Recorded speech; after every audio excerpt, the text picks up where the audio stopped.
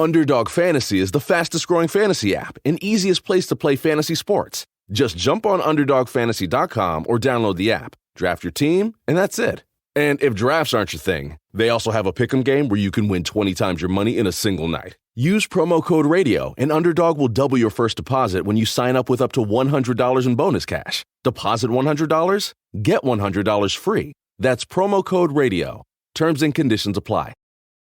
Target has Laundry Day covered because they offer a great selection of concentrated Tide Pods to help with all your laundry needs. Tide Pods clean, freshen, and help rejuvenate your clothes with odor fighters and stain removers. Did you know Tide Pods clean better than the leading liquid bargain detergent? Tide Pods are powerful enough to make your whites white and your brights bright, even in cold water. Just toss in 1 Tide Pod for small loads, 2 for medium, 3 for large. It's that easy. For great value and convenient pickup options, get Tide Pods today at Target. This podcast is a member of the Voices of Wrestling Podcasting Network. Visit voicesofwrestling.com to hear the rest of our great podcasts, as well as show reviews, columns, opinions, and updates across the world of wrestling. Welcome to Jumping Bomb Audio.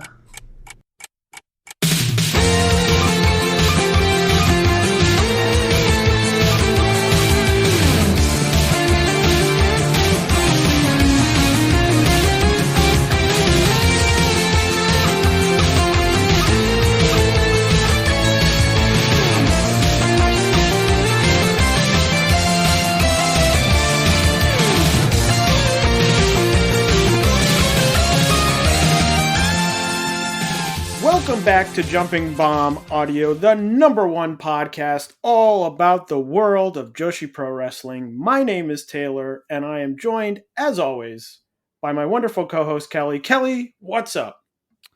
Not much. I'm doing good. You know, I was thinking about, I don't know, like a moment, not of realization, maybe of like appreciation. Because yesterday, I don't know, something I ate didn't agree with me. Spent a lot of time in the bathroom. But as I was sitting there shitting my brains out, I was able to watch ChocoPro live from Japan. And I was like, you know, back when I was a kid, the only way I could watch Japanese wrestling at all was to order a tape from good old RF. And now here we are. You know, it's like, so you gotta take moments to appreciate where the wrestling scene is and where technology has brought us. And that we don't have to financially support RF video anymore. That too. Yes, it's quite amazing the number of shows that we're able to see. I mean, I remember I only watched for many years things on DVD. Yeah. And I had to save up my money as a teen, you know. You have much less money. I had to save up my money, and I would buy, 1 or 2 Ring of Honor DVDs. That was my thing growing up. And you always had, by the time I would save up, it would be like, okay, 10 shows have been released. And I was like, okay, which of these 2 are the best 2 shows? And you always hope you didn't get like a dud of a show. Yeah, I would always wait for the sales, and I'd be trolling the forums too, just to see what people were saying about recent shows. Yeah, I would do the same. And I still have mine. I'm actually turning my head just to the left, barely to the left. And I'm seeing my whole collection of Ring of Honor DVDs still in my house. I still own them. A lot of people have sold them off. I think they're actually worth a lot of money. Yeah, I think they are. I've got all of mine still too. But until there is a Ring of Honor streaming service, I feel like letting them go means I can't watch them. Yeah.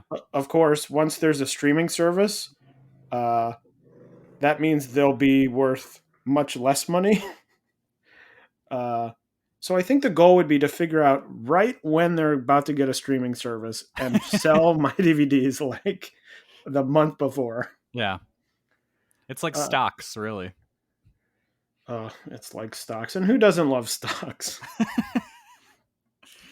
We all here love stocks and NFTs and cryptocurrencies, right?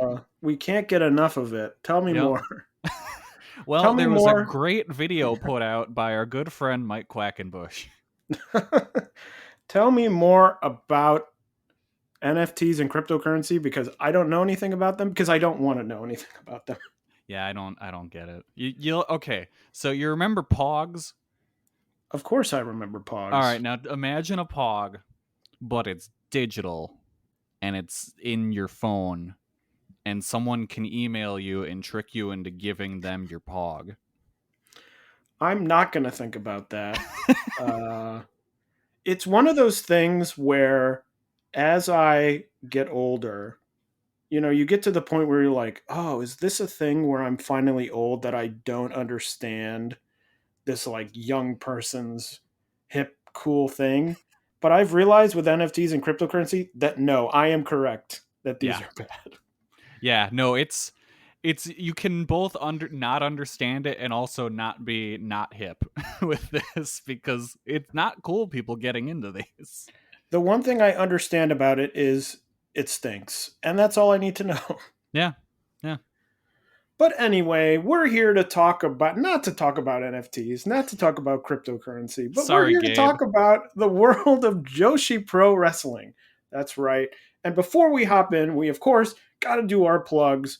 Follow us on Twitter at JBombAudio. You can follow Kelly at Comic Geek Kelly, and you can follow me at Tamainbo. Subscribe to us on your podcast app of choice, and if that app of choice happens to be Apple Podcasts, we'd really appreciate a 5-star rating and review. And if you're feeling extra generous, you can donate to the show at redcircle.com/shows/jumping-bomb-audio.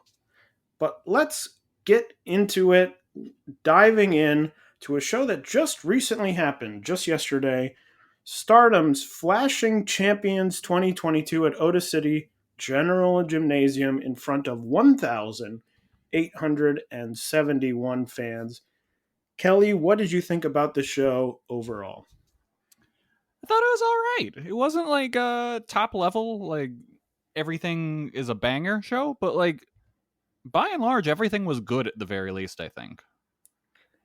It felt weirdly to me like some things I expected to deliver under-delivered and some things I expected not to deliver over-delivered. Yes, 100%. Which sort of made it a sort of net even. Like, it was the show I expected in terms of overall quality, but not in the way I thought. So yeah, I thought it was a fairly solid show. I think my expectations were a little bit higher just because it had so many title matches. It was sort of built up like I saw the attendance 1,800, almost 1,900 people. I'm like, that seems sort of low for the show. I know it was, the main event maybe wasn't a top main event, but there's so many title matches on the card. I thought it maybe would be a little bit better attended. Yeah, no, that was kind of surprising to see them because it's down from the last time they ran this venue, I think. I would have to look that up. I don't even know. But yeah, so I think we're in agreement. A solid, a good solid show. I don't mean to say solid as in average. But let's dive right in first with the dark match, which was the lottery 6-person tag. The sides ending up Lady C, Momo Kogo, and Saya Ida defeating the trio of Amy Sourei, Hina, and Rina in 6 minutes and 15 seconds. Kelly, what did you think of this match? It was a fine dark match. Like, it was exactly what a dark match should be. It got the crowd into it, but it didn't like overstay its welcome or anything. It was good. I went 2.25 on it. I enjoyed it. Yeah, I thought it was fine as well. I do, like I said last time, although last time the trio was slightly different, I do like these lower card stars trios with Kogo and Ida, and now here, Lady C. I did say Lady C should cut the giant swing if she's not that good at it, because she had Rina in the giant swing and it was a struggle. Yeah. Like, I think we're so used to seeing Miyu who just is like, hey, who's around? I can pick them up from any position and go really fast. Yeah. Oh, two of you? No problem. Yeah, it's like, hey, maybe Aja Kong. Yeah. Where here it was like, oh, Rina? Oh, I don't know. We'll see. My only other note was, this is going to sound disparaging. It's not meant to be disparaging. I don't mean to disparage a child. Hina has a very large head. And as someone who also has I have a very large head.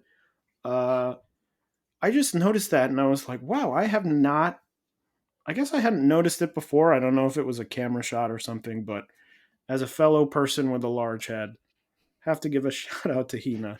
You feel seen. Yes.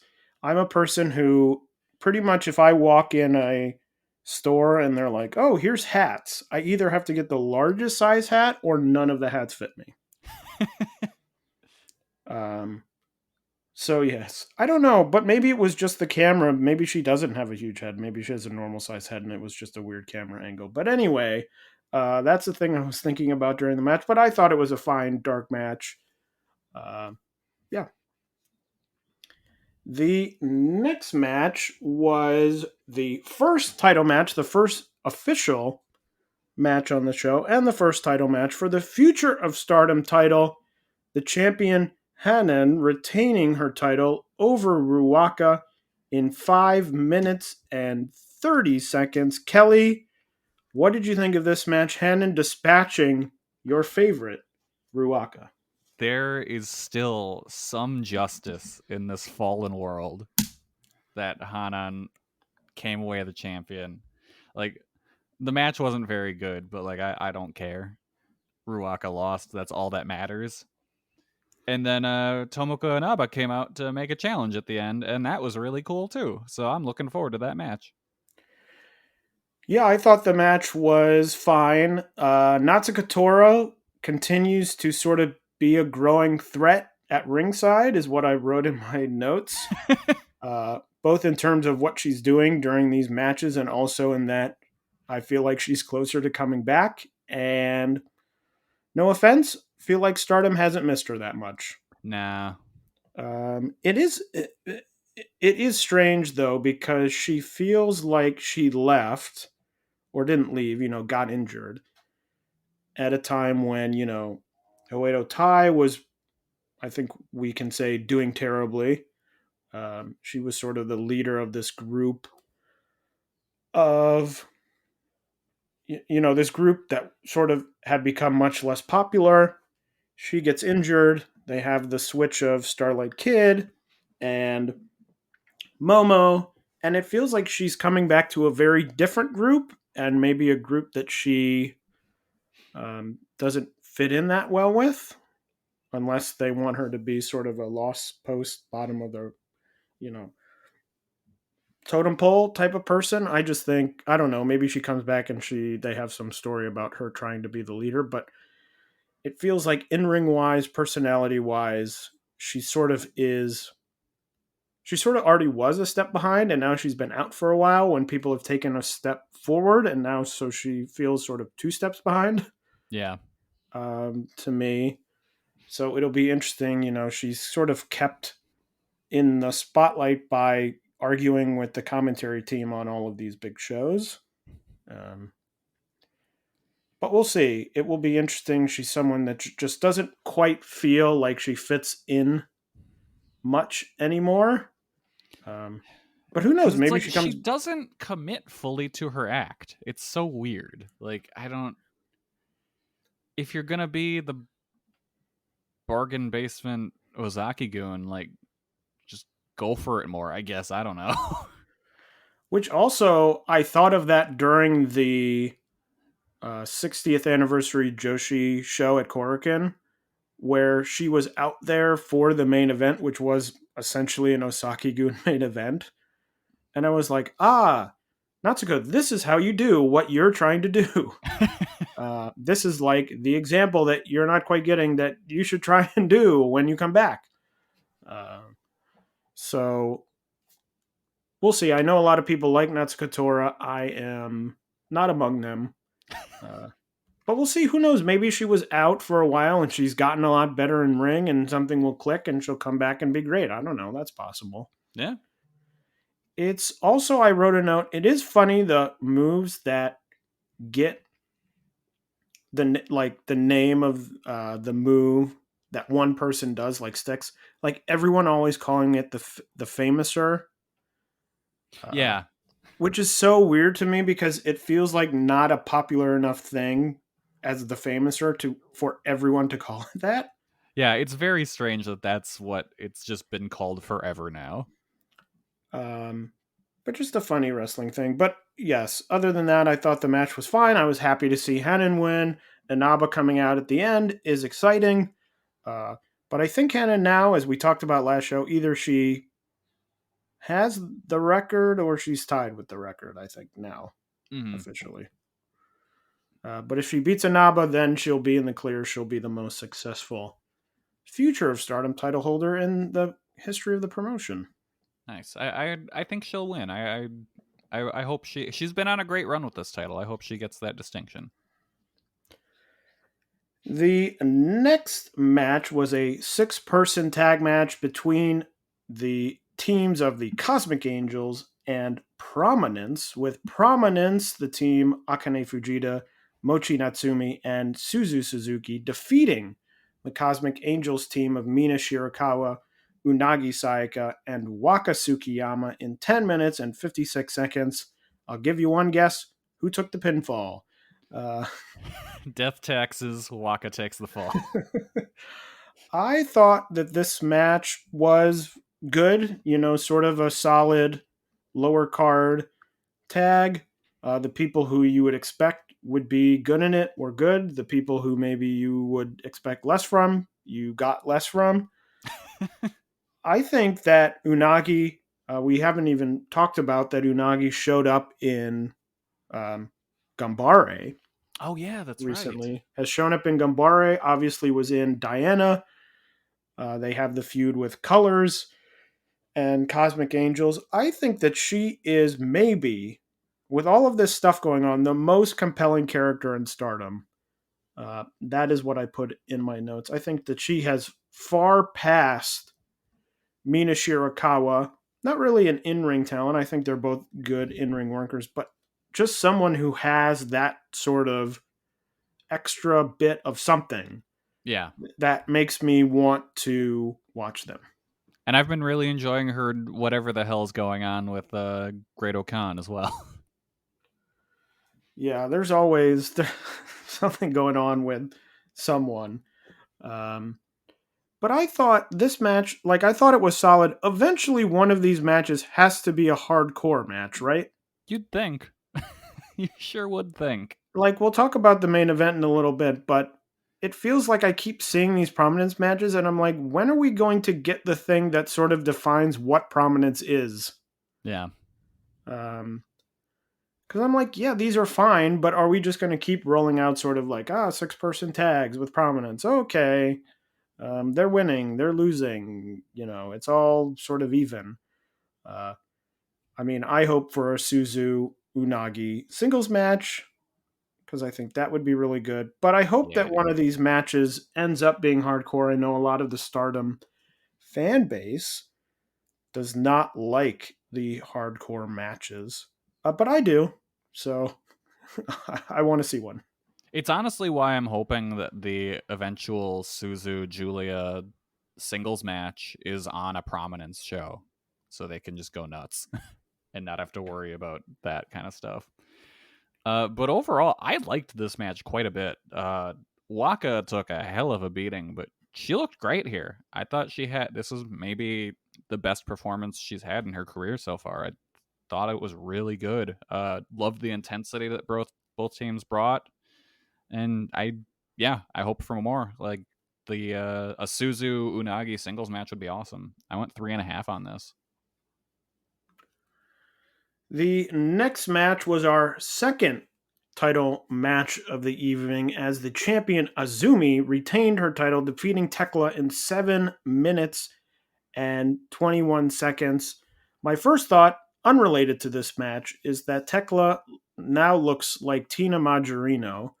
who you may or may not know. She was in Napoleon Dynamite. She was in Veronica Mars. If you don't know who she is, look her up. There's something there that I thought she Oh, sort of she looks like. was in Napoleon Dynamite. She was like the side ponytail girl. Yes, Okay, yeah, I can see that.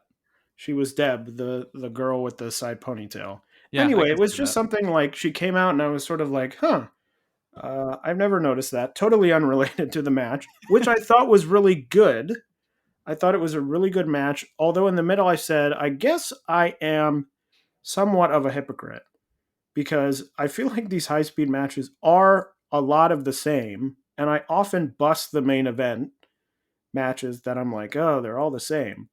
But the high speed matches I all enjoy.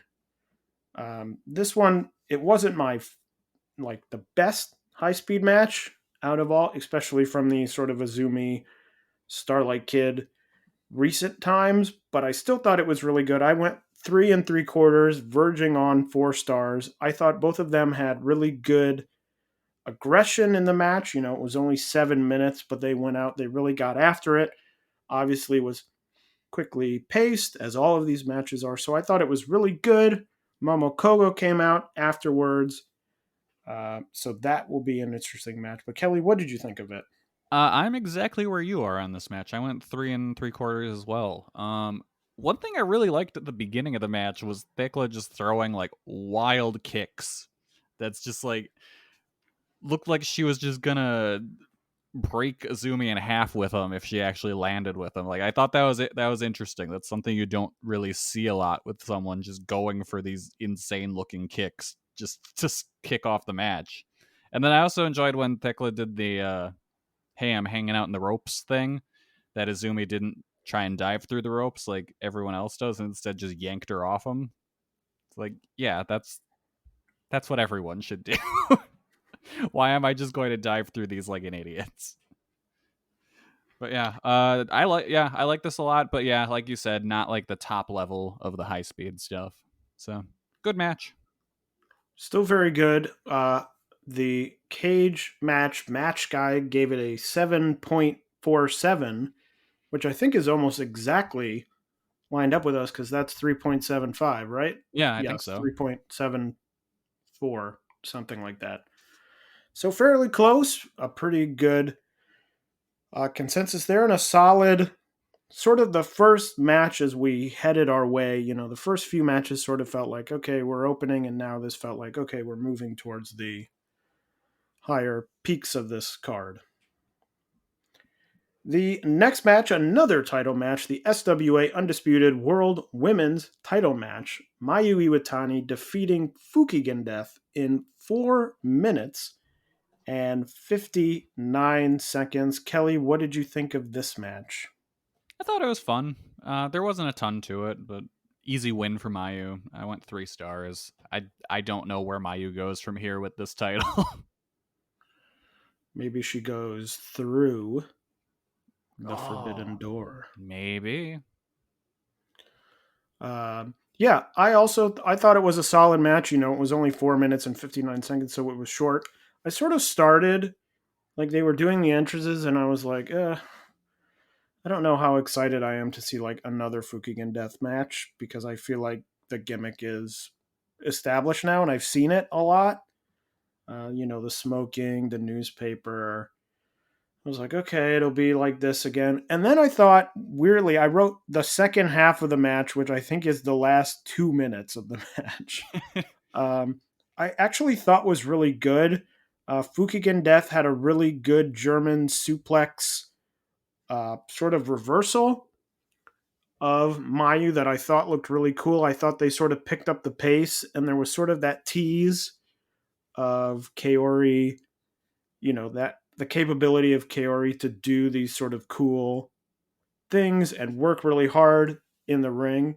That sort of peeked through. I would love to see, in my opinion, you know, I don't know if Kaori Yoneyama is going to wrestle for another 20 years. I have no idea. I would love to see her for some amount of time sort of drop the death, drop the comedy, whatever, and have like 6 months where she just goes out and she's like, this is it. I'm going to go out and kill it in a bunch of matches because I think she's still very capable of that. Oh yeah. But I feel like we see it less and less now, and it sort of bums me out because when she sort of is on that level, I think she's really, really good. Yeah, no, you see it come out a lot in like the just sometimes random tags in like ChocoPro where it's like, oh yeah, you're still great. You can still do this. But it's like, I mean, doing the comedy stuff helps save her body and extends her career. So like, I get it. And it's, so then she's able to go out and have these great performances every now and then. But yeah, no, I would like to see her kind of drop the comedy stuff for a bit too. Yeah, and I don't fault her because you are totally right. I'm sure that doing this comedy stuff extends her ability to keep doing a lot of this stuff. But it is just sort of like we get to, like I said in here, it was probably 2 minutes. And I'm like, ooh, that was a good 2 minutes of work. I wish I could see like 8 minutes of that. But yeah, but a solid match. I think, as you said, I probably would have been close to 3 stars, but I think sort of over delivered on what I was expecting. Yeah. The next match was a tag team match. Kairi coming back to team with Tom Nakino, defeating the Queen's Quest duo of Utami and Miyu Amasaki in 19 minutes and 44 seconds. This was an interesting one to me. I thought the match largely was fine. I was a bit disappointed in it because I thought it would be better. There was obviously a big focus on Miyu fighting back, and I think Miyu has a lot of potential. I think that this match sort of exposed her a little bit as not quite on, obviously not on the level of these 3 wrestlers who are very good. I mean, very few people are, but still sort of in that world of, you know, thinking about things. There was a spot where I think Miyu was supposed to come off the ropes and take a drop kick, and Kairi went to do the drop kick and there was no one there. And it sort of happened and Kairi sort of looked at her and was like, and then they got back into it. But it was sort of like, you know, I think part of it for me is that I want Kairi to come back and like have the amazing matches that she had 5 years ago, however many years ago that was. And this really wasn't it because there was so much focus on like, okay, we're working Miyu through this match. Kairi did hit her back fist late in the match. That looked awesome.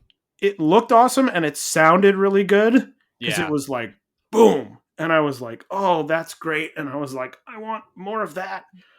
And it just wasn't really, to me, I was sort of like, bummer. Like if we're only getting Kairi like once every 4 months, like I'm like, I wish she would have been in a match slightly different than this one. I think she'll be around more often. Like because she was hurt, so she took some time off for that. So I assume we'll see her more often than we have been as of late. Yeah, I mean, I don't know. I guess we will see. I just feel like that first, she sort of, I don't know. I'm sort of like, she's back. And even if she's only back a couple times, you know, like, I don't think she'll ever be a regular on the roster. Yeah. Again. So I'm like, okay, the time is limited. Not the time, but sort of it's like, if we only get X amount of matches a year, you know, if we get 10 matches a year, I would rather than be like, she's coming in and she's going to do this crazy good match. And we might not see her for 4 months, but that's okay because this is so great. This felt sort of like introductory, if that's the right word to use, where it was sort of like, we're doing this. Miyu's getting a chance to wrestle Kairi. And it's like, oh, that's nice. But also I wish I sort of enjoyed the match more. Yeah, I wouldn't be using her to like work out the newbies. Like we don't need to see like Kairi against Ruaka or anything, you know? Yeah, and I am fascinated to see, you know, they're like Miyu, who's the super rookie, and she has been solid, but I don't know that I look at her and think, oh my God, this is like a once in a generational, when I think of like super rookie, I think of like Utami, who came in and it was like, whoa, like Yeah. she's so good. Like, this is unbelievable. I don't know that I see that with Miyu. I see a very solid rookie who sort of has, as I said, a lot of potential, but has those things that a lot of rookies do, still trying to figure out how everything works. It's just an interesting thing with the world of Stardom where it seems like either you're going up at 100 miles an hour or you're going nowhere. With a lot of people, it's either like you're winning every match, you're flying up the card, you're doing all this, or like you're totally just sort of spinning your wheels. Or you're Waka. Or you're walking, you're losing Everything. You're losing every match you Everything ever have. possible. You're losing every match you ever have with really no. I don't like. I'm like, oh, when does she win? Like they have this qualifying 5-star qualifying tournament come up. I'm like, she doesn't win there, does she? I don't know. She's That would be losing all of those matches. She's losing all the matches she's not even in. She's gonna end up with -20 somehow, even though there's no negative points. Like this is how it goes. So they're going in and erasing any like high score she ever had in a video game. But we will see about all of that. The next match was another title match. The Goddesses of Stardom titles. The champions Hazuki and Koguma defeating the Donna Del Mundo team of Julia and Mei Sakurai in 15 minutes and 11 seconds to retain their title. I wrote it felt a bit similar to the previous match, with sort of Mai Sakurai as the odd woman out. Yeah. And it was like, oh, this person is clearly a step below us. Let's target her. I did I did like this match more than the previous match because I think Hazuki and Koguma brought a lot of energy to the match. I think they're as we've talked about before, a very energetic tag team. I liked Julia and Hazuki fighting in the crowd at the end of the match, just like out there, where it wasn't the typical match where they're just waiting at ringside to slide in and break up the pin. They were just off somewhere else fighting each other. I thought that was fun. So I thought it was a solid, 3.5 star match. I wasn't crazy about it. I think it was hurt by being next to the previous match, where if they would have been a little bit more spread out, they would have, I think, felt a little bit different. Yeah, I can see that. What did you think of it? I thought it was fine. I really only enjoyed the Hazuki and Julia interactions. Other than that, I could kind of take or leave the match. I only went 3 stars on it. I thought it was fine. The finish was clearly built to protect Julia in that loss, to where it's like, oh, she couldn't have done anything. She was off distracted fighting Hazuki. Like, she couldn't even jump in there to make the save. My favorite part, though, was when Julia carried away Mai Sakurai like a baby at the end. That was funny. I did think briefly, except for their hair color being differently, that Mai Sakurai from the back looks a lot like Himika now with the gear. Yeah, I could see that. I'm like, that is really Himika gear.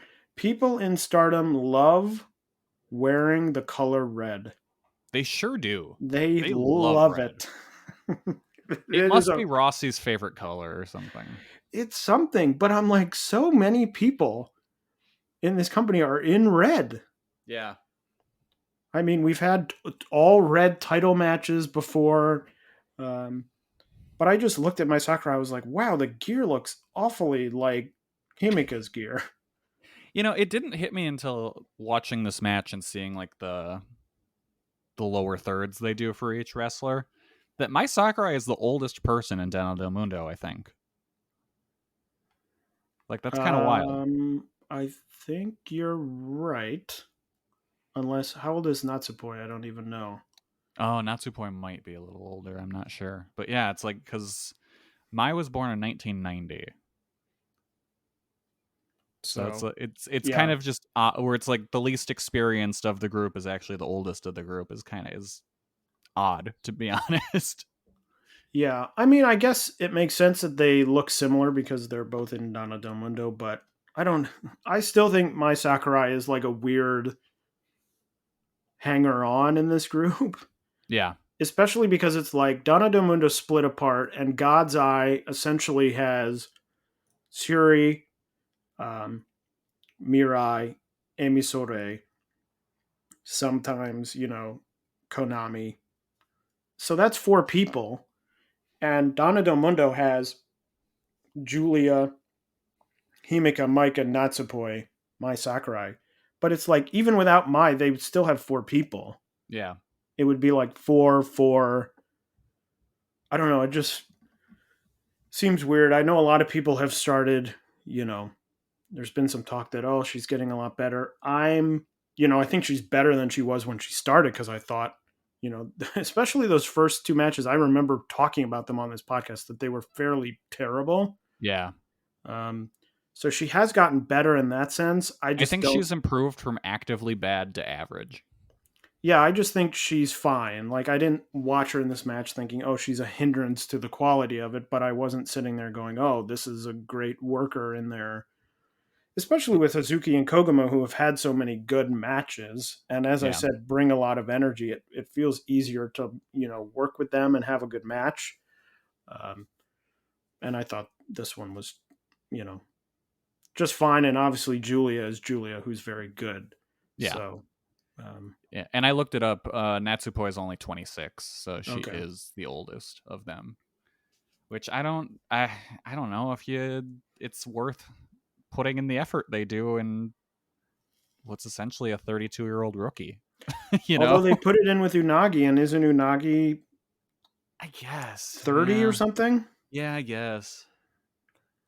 But, I mean, that's worked, and it worked very fast. And I think Unagi started from a stronger position in terms of in-ring and also personality. I mean, I think Unagi just has a lot more personality than Mai Sakurai does.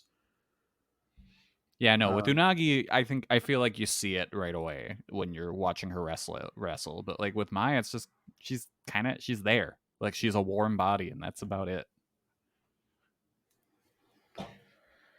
But anyway, the next match was for the Artist of Stardom titles. The champions, the Donna Del Mundo team of Himika, Maika, and Natsupoi, losing their titles to the Oedo Tai trio of Momo Watanabe, Saki Kashima, and Starlight Kid in 14 minutes and 7 seconds. Kelly, I have a lot to say about this match, so I will let you go first.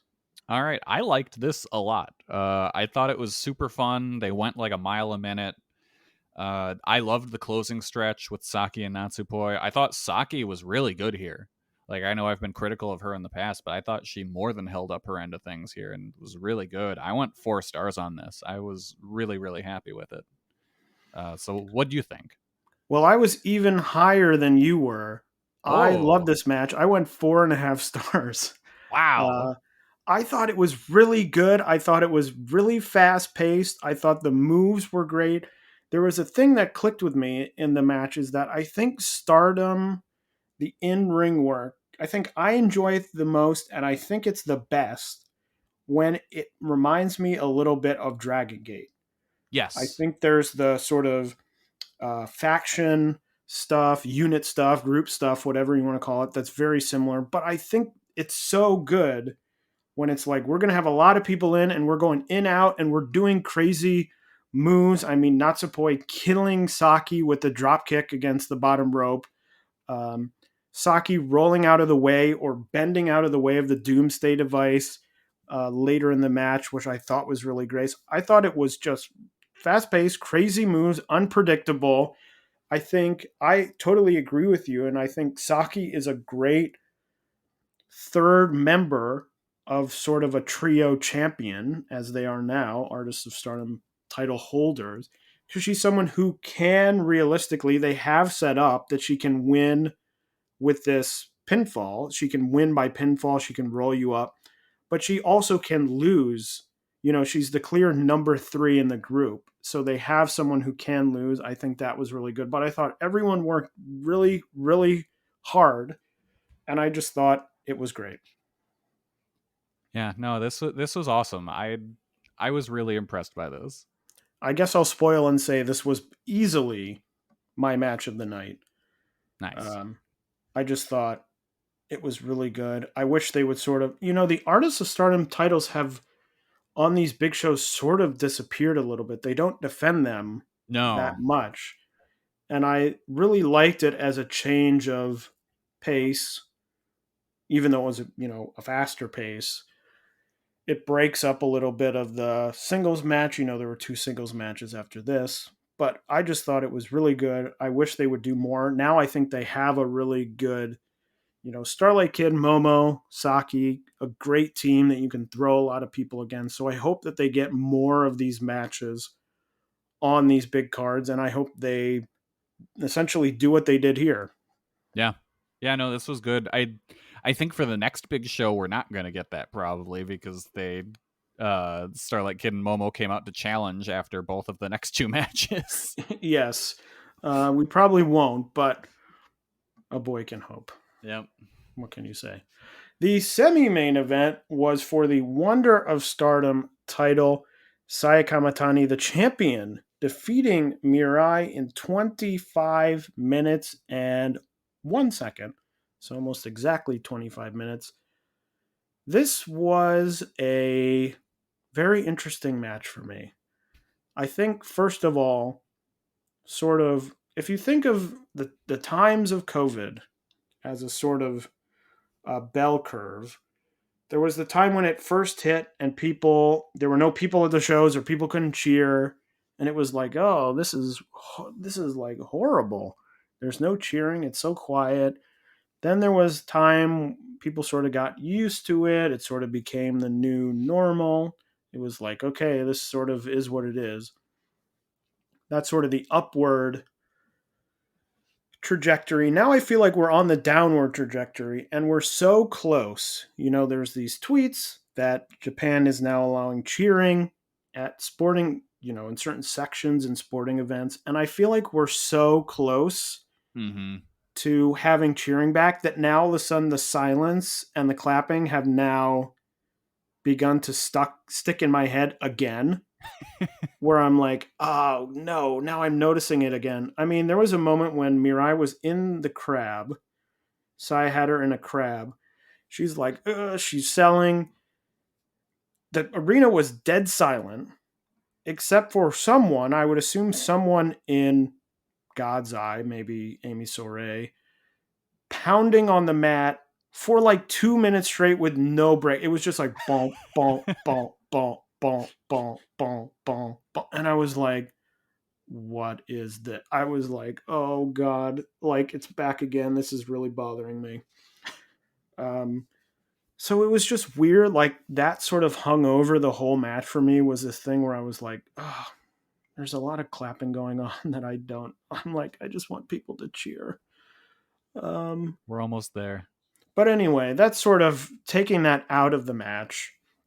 I thought Mirai looked the best that she's looked in any of really her big matches. I thought she far, to me, outshone Saya, who I think looked a little bit off kilter. Yeah. And I don't know if that is, I have this weird feeling that we've talked about Saya as, she has so much potential. She's got to just, get these things right. The running joke of her doing the shooting star and landing on her head or whatever. I am starting to get this weird feeling that putting her sort of in this position where it's like, you are the second, the number 2 champion. You're one of the biggest people in this company, has weirdly crystallized some of her bad habits. Yes, I 100% believe this has stunted her growth as a wrestler. And I feel like she's not getting better. Like, I feel like she isn't getting better. Because why does she need to? She is she's up there already. She as she is now, theoretically she's great, but it's just not there yet. Yeah, and it was just, there was a sequence where Mirai was on the top rope. Saya went to do a strike that missed and then did a spin kick that was absolutely nowhere close to anything. Horrendous. And I was like, oh, there was again the Phoenix Splash, Now, Mirai moved out of the way, and Saya probably knew she was moving out of the way. But if Mirai had been laying there, Saya would have come down feet first on her face. Yeah, that if that like would have connected, that would have been disastrous. But I will give her the benefit of the doubt that they knew what was happening and she was trying to land on her feet. So it's just one of those things where I'm like, it still feels like there's potential, but the things that sort of I was seeing 6 months ago, however long ago, that I was like, oh, that'll get cleaned up as she gets more experience, seem to be not getting cleaned up. And so now I'm like, oh, is this just sort of, you say, oh, there's a lot of potential, and on some people, it happens in all sports. You go, oh, this person has a lot of potential, and maybe they don't. Yeah. She's got I've said it before, she's got all the physical gifts she needs. She just doesn't have the technique down yet. And I don't know if she will. Honestly, I think she needs to be retrained. I think she's got a lot of bad habits that need to be broken. There was one bit in this match that, like, I feel like now whenever there's a big Saya match, I'm going to have to make this is the most Saya moment of the match. The Micah match, it was doing 2 apron bumps right in a row. This time, it was on the outside. Someone gave her a water bottle, and she sold drinking water. She drank that water like it was spicy. And I'm like, what are you doing? Why are you this extra? Why are you like this? Just drink the water. Don't sell the water. I will say, in spite of all that I just said, I actually did enjoy the match. I think the ending sequence was very strong. I ended up going 3 3/4 on it. Wow. So I did enjoy it. I think a lot of that, as I said, was Mirai, who I thought looked really good, looked very confident. For the first time, really, to me, in Stardom, I should say, looked like, okay, I got it. I'm in this match. I know what I'm doing. Had good looking offense. I thought that there were some good near falls. I think it was helped by the fact that I thought, oh, Mirai could win this match. That would be in a way logical to me. So I think that there were some near falls I thought were really good. So I thought it was fairly good, as much as I said, all the stuff about Saya. Now, of course, Mirai losing again is weird to me. She's becoming upper card Waka. I just don't really understand. This seems to happen a lot, where the people come in the company, it's like, hey, here's a big person. Oh, they get a title shot. Oh, they lost. And it's just, I don't know. It's not the way that I would do it. I mean, I would not have had. Now, of course, you get the Cinderella tournament in the middle, so you could say, oh, Mirai, she won the Cinderella tournament. That was sort of her big thing. I just don't know. Losing multiple title matches, back-to-back title matches, just to me is like, ooh, that is not the way I would be doing this. No. Like, it's almost like there's no ability to slow build anyone. No. So they bump their head. It's like, well, they're near the top of the card, so I guess they have to get title matches, but they're not going to win. I don't know. It's one of those things it's just weird to me. Yeah. Yeah, you liked this match a lot more than I did. I only went 3 on it, but I don't attribute any of that to Mirai. I thought she was pretty good in here. It's just I don't like the Saya formula. So, and this match was just that. So yeah, it was fine, I guess. I went 3, but like way too long. Like I didn't need that match to be 25 minutes.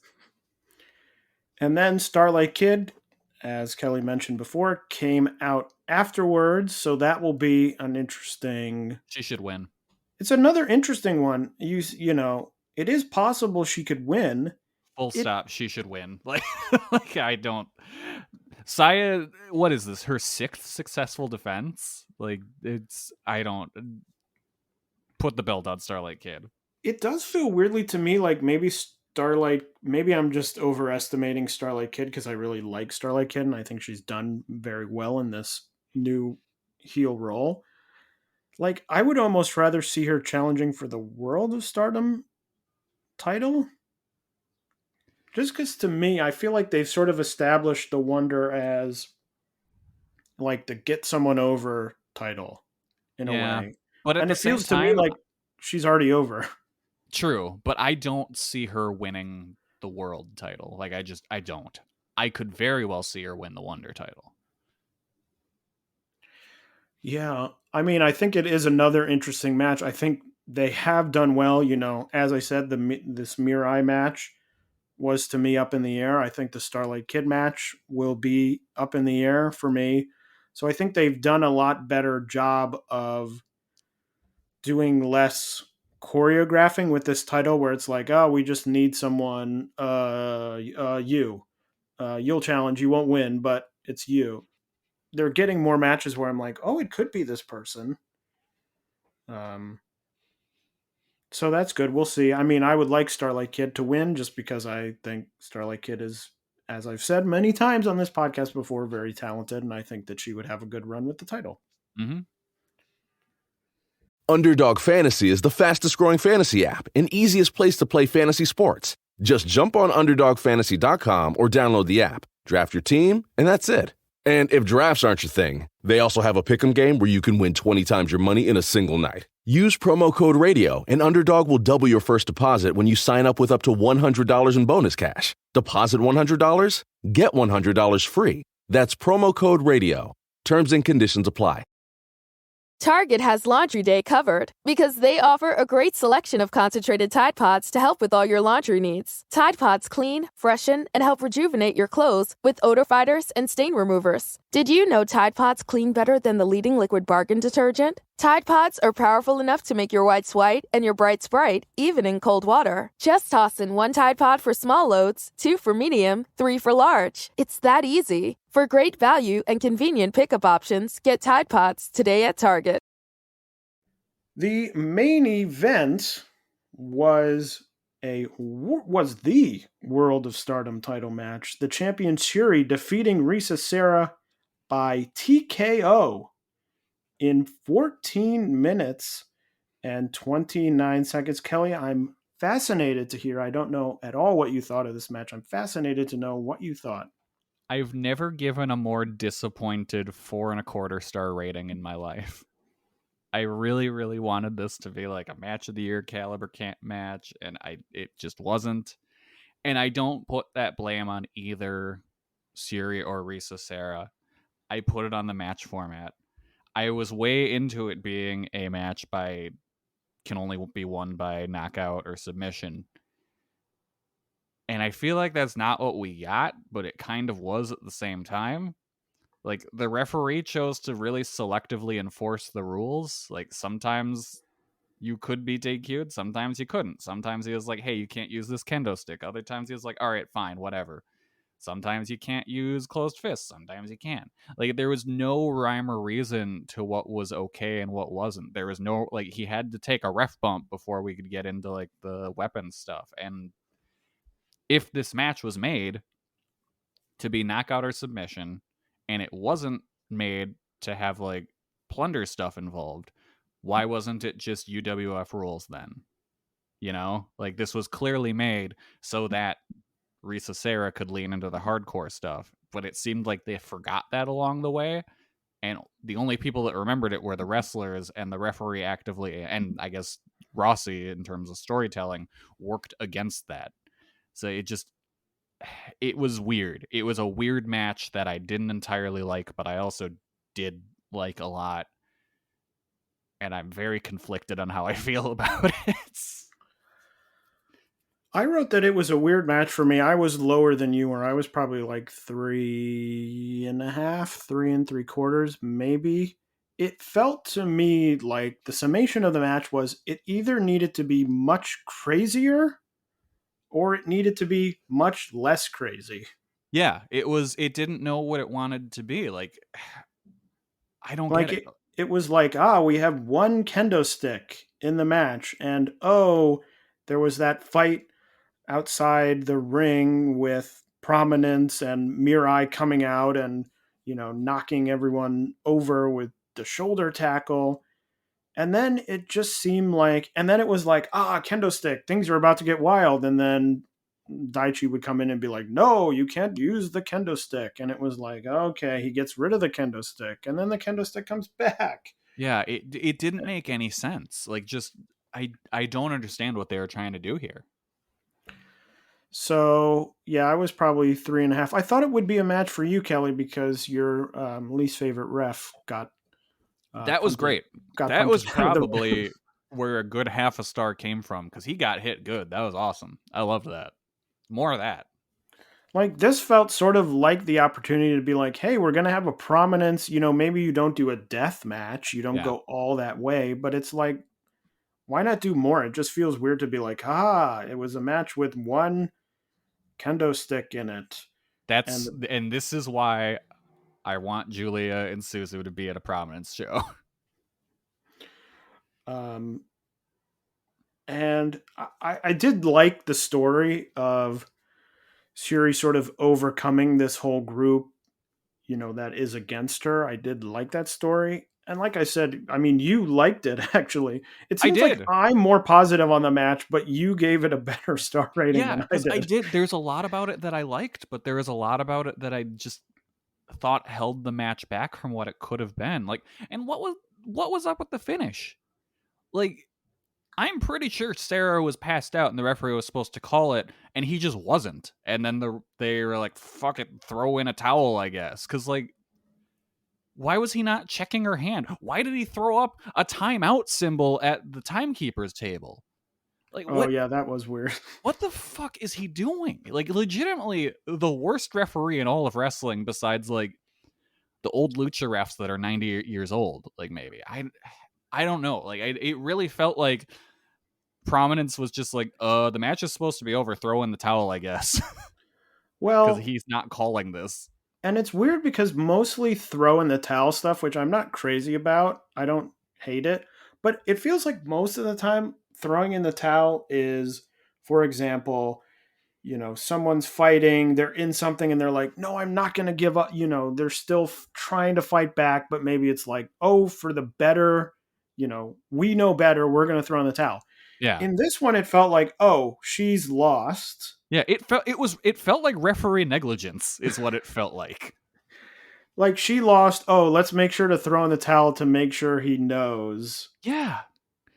That she's like out of it. And that's like, I do think there is a very good match buried under all this shit. That's why I went with 4.25, because I enjoyed the work they put in a lot. Like, they did the insane air raid crash off the apron again that fucking rules. And they both worked really hard, but they were just held back by this stupid nonsense stipulation that didn't make any sense. Yeah, I also think a UWFI rules match would have been better, because I mean, the air raid crashes were good, but I loved it when it was like in the ring, like kicking the shit out of each other. Because, yeah, if you say knockout or submission, and that's it, and you don't allow weapons, that's UWFI rules at that point. Like, I don't know why they weren't. It's stupid. It's stupid, and I guess they just didn't think it out, or they thought they knew what they had, and then Rossi was like, "Oh no, that's not what we're doing. Referee, go in there." I assume that's what Rossi sounds like. I don't know. I'm mad. I don't. I've never had a more disappointed 4.25 star rating. Yeah, wow, what a strange, as I sort of with a lower rating of the match, become sort of the defender of the match. But it could have been great, and it was. There was parts of it. Stupid referee, I hate him. I hate him so much. There was another part that got me. That from the Kyrie and Tom tag, there was a bit where where I think it was Kyrie was in a submission hold.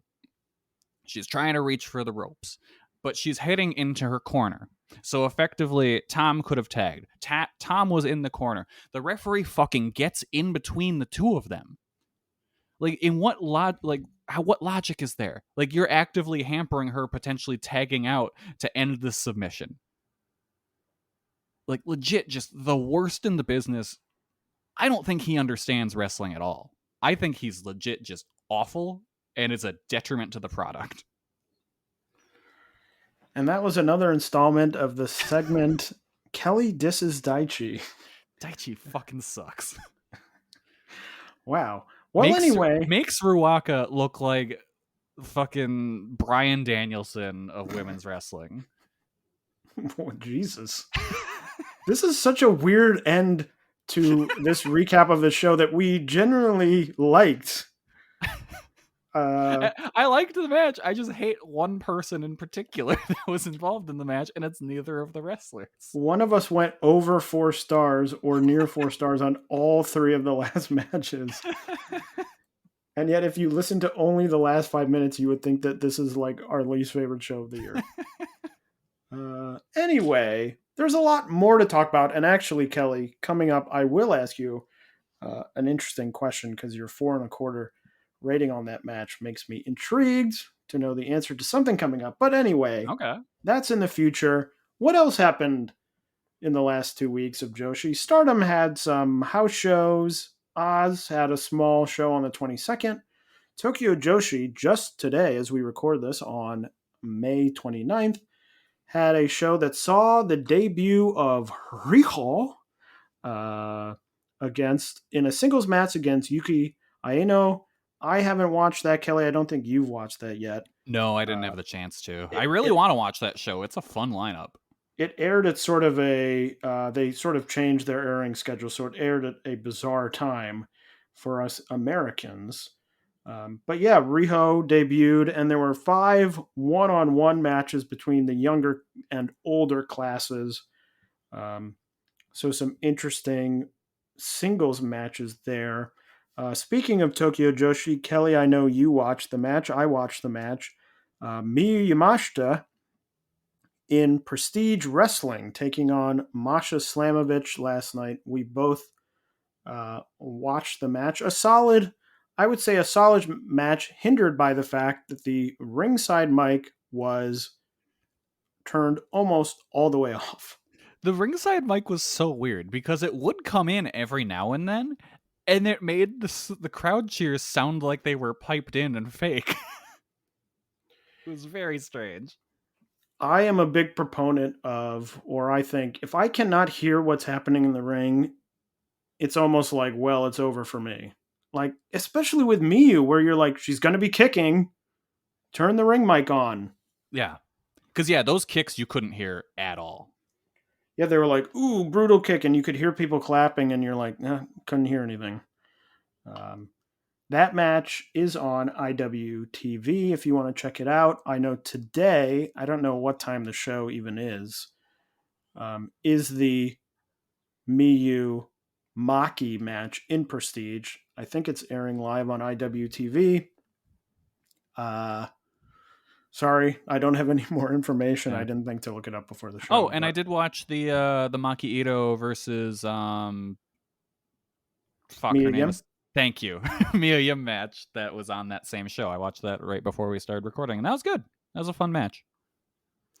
So you can check that out on IWTV. Ice Ribbon on May 21st had the first round of their Ice Infinity title tournament. Sakushi winning in her last defense of the Ice Infinity title back at Yokohama. So the belt is up for grabs in the first round. Bunch of matches. Maika Ozaki defeating Saran. Makoto defeating Yuko Sakurai. Ibuki Hoshi defeating Misa Kagura. Yuki Mashiro defeating Kaho Matsuhida. Amin defeating Sumika Yanagawa. Sayori Ano defeating Hikari Shimizu, and Totoro Satsuki defeating Nao Ishikawa. The second round, semifinals, whatever they're calling it, will be in the middle of June. So some interesting names there. So we will see who becomes the next Ice Infinity title holder.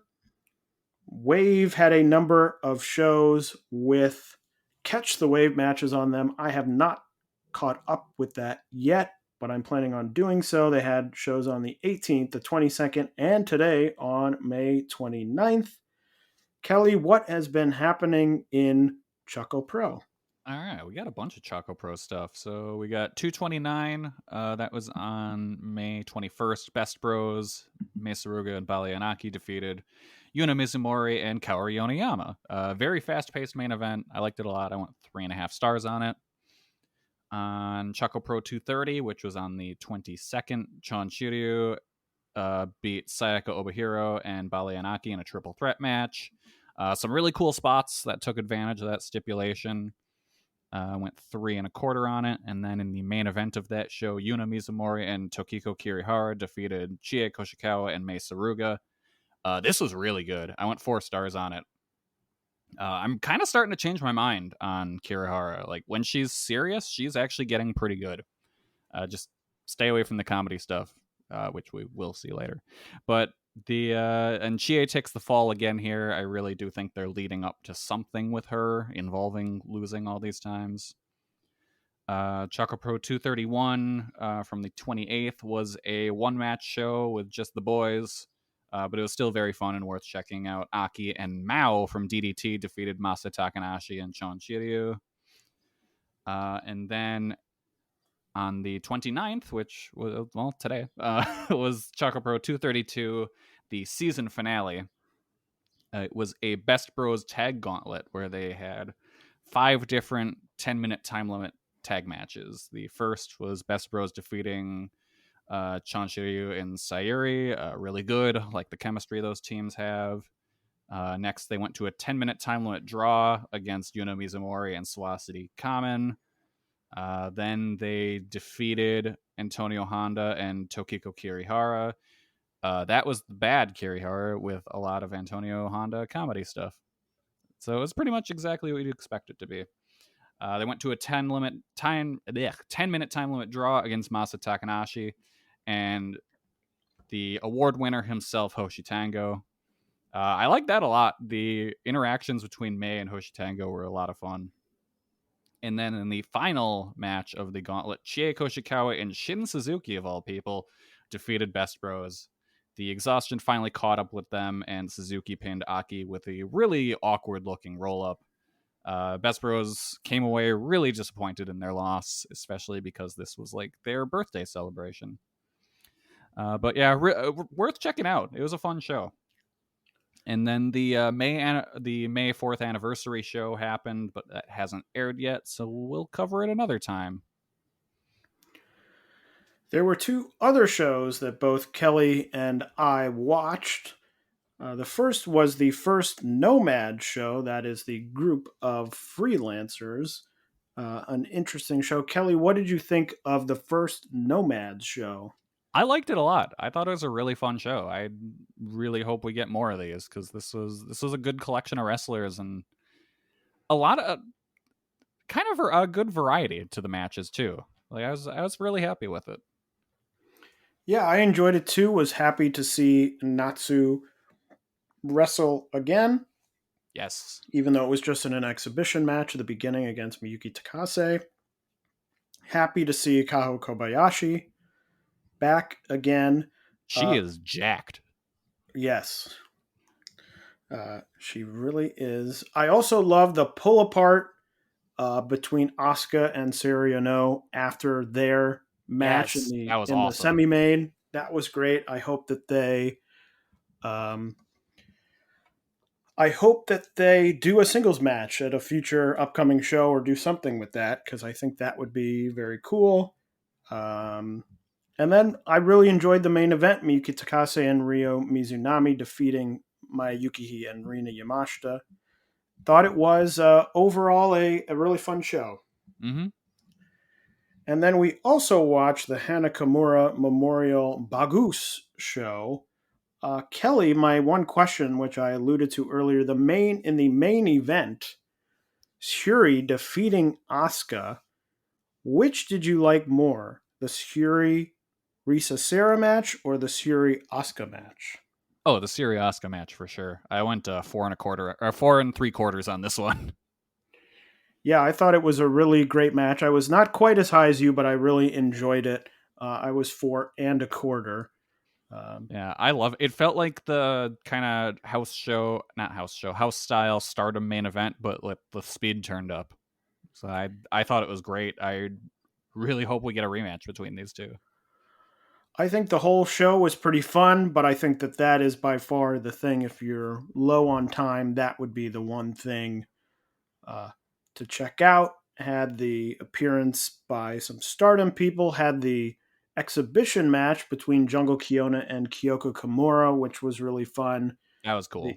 The big tag team battle royal, in which I didn't really know what was happening most of the time.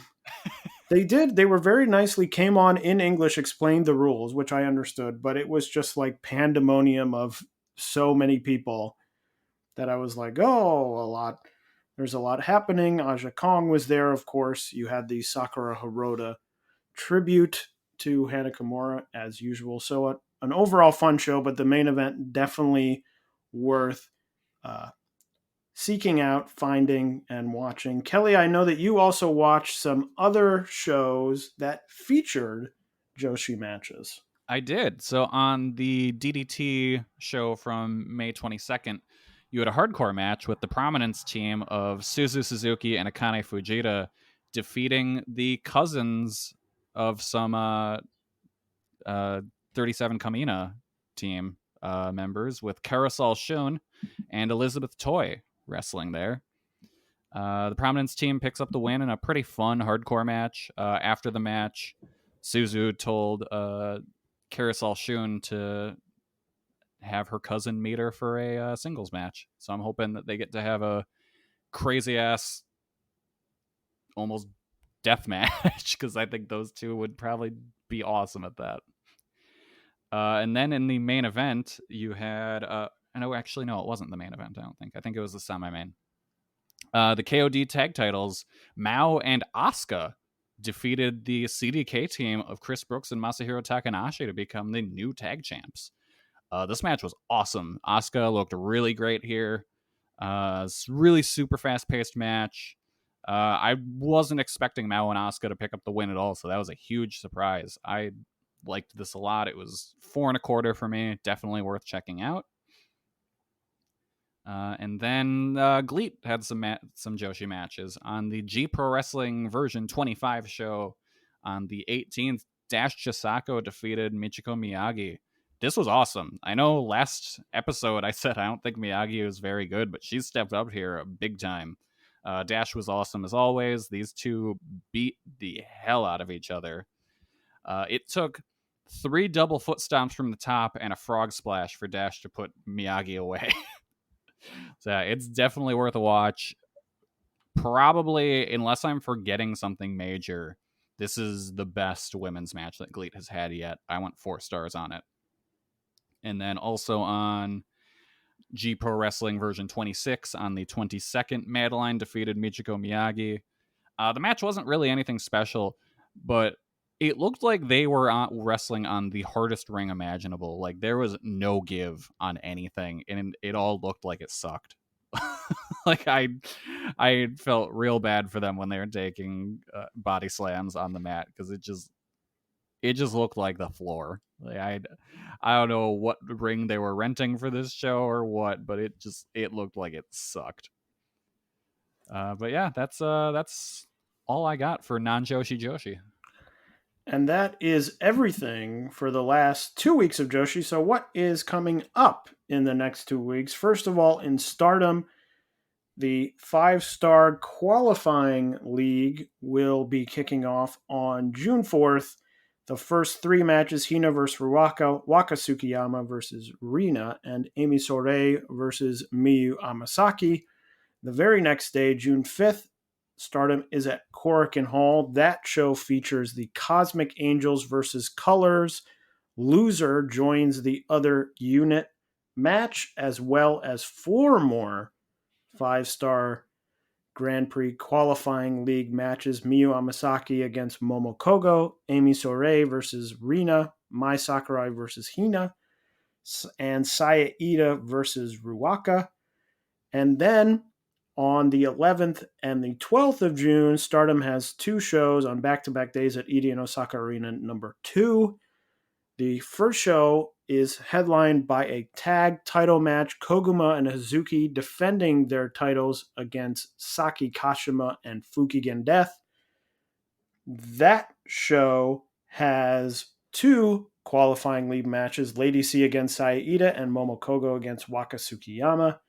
And on the 12th, 2 qualifying league matches, Amy Sourei and Waka Tsukiyama, and Mei Sakurai against Saida.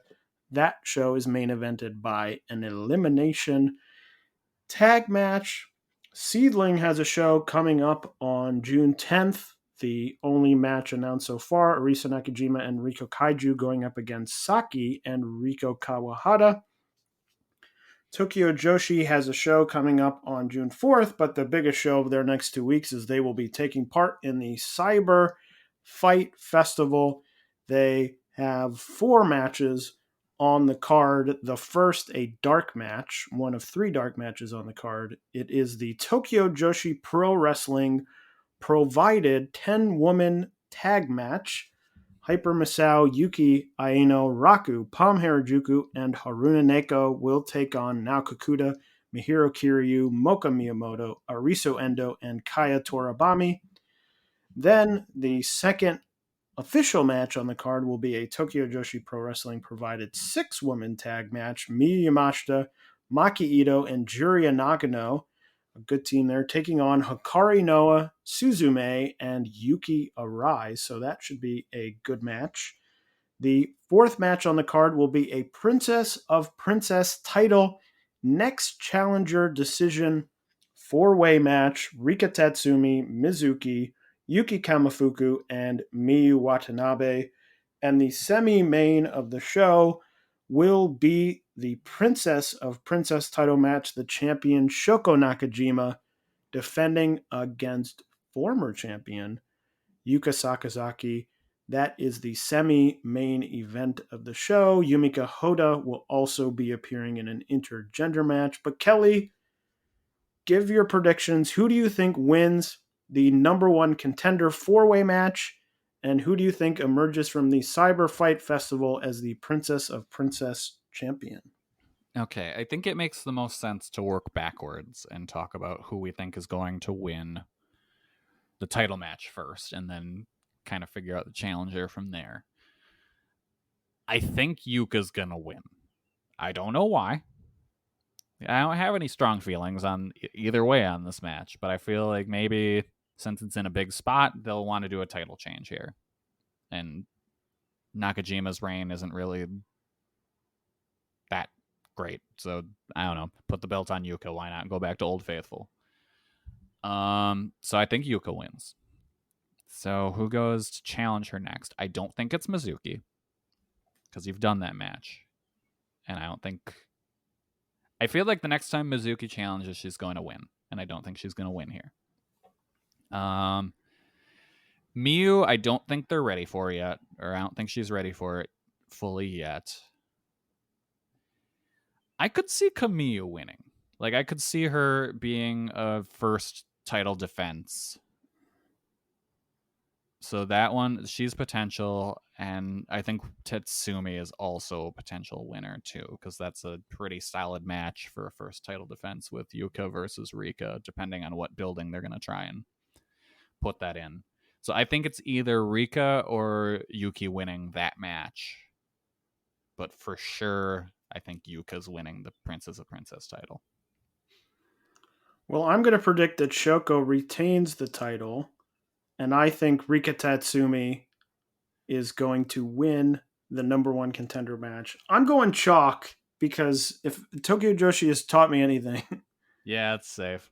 It's go the most chalk that you can on every match. Yeah. Rika Tatsumi, a previous Princess of Princess title holder, feels like the safe bet in the. Now, do you think Rika beats Shoko then?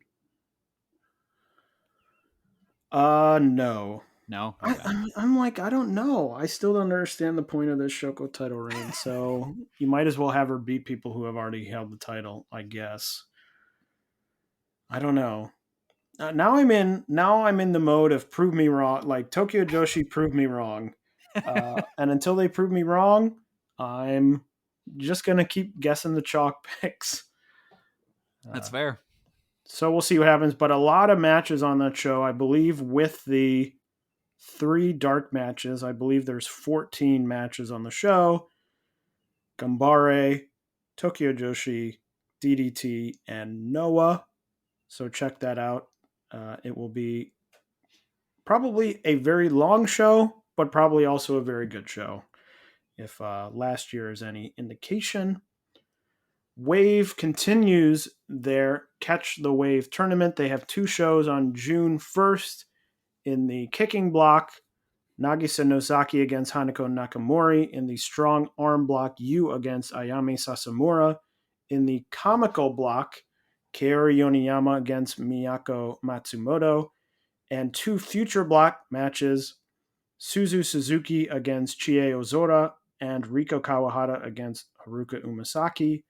And then on the 11th, only 2 Catch the Wave matches, Miyuki Takase against Yu in the strong arm block, and Suzu Suzuki against Haruka Umasaki in the future block. Kelly, what is coming up in the next 2 weeks of ChocoPro? Not much. It looks like they're going to take a little break. They haven't announced anything for the next season yet, but the May 4th anniversary show that I talked about earlier is going to be airing on June 4th on their YouTube. So that'll be something to tide us over for whatever comes next. So that is everything happening in the next 2 weeks of Joshi. We will be back in 2 weeks with a little bit of a special episode. We have some scheduling things going on, so it'll be a little bit of a different episode in 2 weeks. But Kelly, I think we covered it all. Got anything to say? Or have you seen Top Gun Maverick yet? I have not. I actually haven't seen any movies over the past 2 weeks. So I got no movie recommendation. Did you see Top Gun? I haven't. I think I'm going to try and go see it tomorrow because I want to see it in IMAX, and I have a legitimate IMAX screen very near my house, which is like, the 4-story tall screen. So that feels like the right place to see Top Gun Maverick. Yeah, probably. I had not seen the movie until a couple weeks ago when I said, I've never seen Top Gun. It's fine. It ended and I was sort of like, I didn't hate that, but also I wasn't very interested. Sort of a 3-star special, to put it in the wrestling terms. Okay. But that is everything. So as I said, we will be back in 2 weeks. For more info on that show, make sure to follow us on Twitter at JBombAudio. You can also hop into the Voices of Wrestling Discord, where we have our own Jumping Bomb Audio channel, a Stardom channel, and a Joshi channel. So lots of people talking there. So check that out if you haven't yet. And we will talk to you in 2 weeks. Farewell. Goodbye, everybody. Underdog Fantasy is the fastest growing fantasy app and easiest place to play fantasy sports. Just jump on UnderdogFantasy.com or download the app, draft your team, and that's it. And if drafts aren't your thing, they also have a pick'em game where you can win 20 times your money in a single night. Use promo code RADIO, and Underdog will double your first deposit when you sign up with up to $100 in bonus cash. Deposit $100, get $100 free. That's promo code RADIO. Terms and conditions apply. Target has Laundry Day covered because they offer a great selection of concentrated Tide Pods to help with all your laundry needs. Tide Pods clean, freshen, and help rejuvenate your clothes with odor fighters and stain removers. Did you know Tide Pods clean better than the leading liquid bargain detergent? Tide Pods are powerful enough to make your whites white and your brights bright, even in cold water. Just toss in 1 Tide Pod for small loads, 2 for medium, 3 for large. It's that easy. For great value and convenient pickup options, get Tide Pods today at Target.